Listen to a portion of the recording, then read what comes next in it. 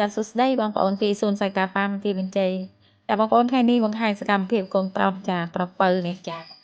ចូលចិត្តណាស់បងប្អូនអើយការងារឲ្យទៅមកពីរៀនវិញគឺថារត់តម្រង់មកជួយរឹសពងចាកាលមុនដែលយើងអត់ទាន់បានយកមន់អ៊ីសាតោនមេបាពងនឹងមកដាក់ក្នុងសួនគាត់អត់សូវរវល់ហ្មងទេបងប្អូន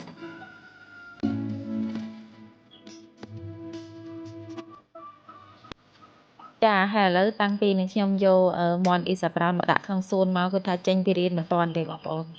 នឹងតែមកសុំរើសពងហើយចាគេថាឃើញពងច្រើនទេគេសប្បាយចិត្តណាស់ឥឡូវចូលមករើសពងហើយជួយរើសពងបានកូនកូនព្រមដាក់ទៅមើលឯងផ្សេងទៀតព្រោះប្រភេទមន់នេះគឺថាបើកាលណាយើងអត់ឆាប់រើសទេវាចឹកបងប្អូនចាវាចឹកពងស៊ីបាត់អញ្ចឹងទៅហើយឥឡូវកូនពៅកំបើប្រមូលហើយបងប្អូនអើយទៅទៀតហើយទៅខាងណាខាងណីខាងទេនេះចាឥឡូវនេះខ្ញុំដើរតាមគេហើយចាំមើលគេចង់ទៅយកខាងណាទៀតចាដល់ហ្នឹងហ៎ទៅខាងនោះយើសិតតែធាក់ទៀតយកជើងធាក់ទ្វារទៀតហើយចូលទៅរើសថែមហើយនិយាយរួមទៅក្នុងមួយថ្ងៃហ្នឹងគឺថាយើងរើស2ដងបងប្អូនចាគឺព្រឹកហើយនឹងពេលរសៀលហើយកូនមកពីរៀនវិញគឺថាឲ្យតែឃើញមានពងនៅច្រើនជ្រុះពេញហ្នឹងអញ្ចឹងគាត់ចាប់តាមស្ម័គ្រចិត្តសុំចូលរើសហើយ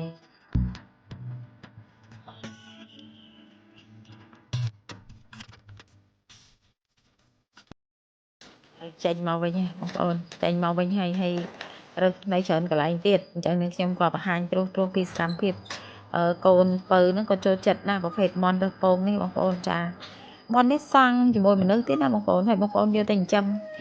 គ្រួសាររើសពងញ៉ាំអញ្ចឹងគឺចំណេញខ្លាំងណាស់ចាហើយបានបាត់ stress ទៀតមែនតើទៅហើយអញ្ចឹងនៅក្បែរផ្ទះក្បែរសួនរបស់យើងហ្នឹងចារើសពងបានញ៉ាំរាល់ថ្ងៃហើយចំណីអាហារដែលយើងបានដាក់ឲ្យវាហ្នឹងគឺចំណីអាហារដែលមានប្រូតេអ៊ីននិងមានសុវត្ថិភាពចាពេលដែលយើងញ៉ាំទៅយើងអត់បារម្ភថាវាមានអាហារគីមីធ្វើឲ្យប៉ះពាល់ដល់សុខភាពយើងទេចា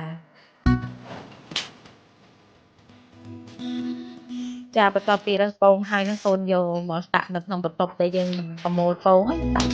រើសពងហើយគេយកមកដាក់នៅកន្លែងបងប្អូនចា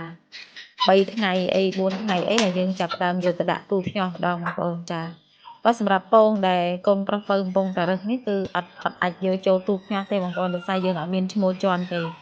អានេះយើងសម្រាប់យកទៅញ៉ាំចា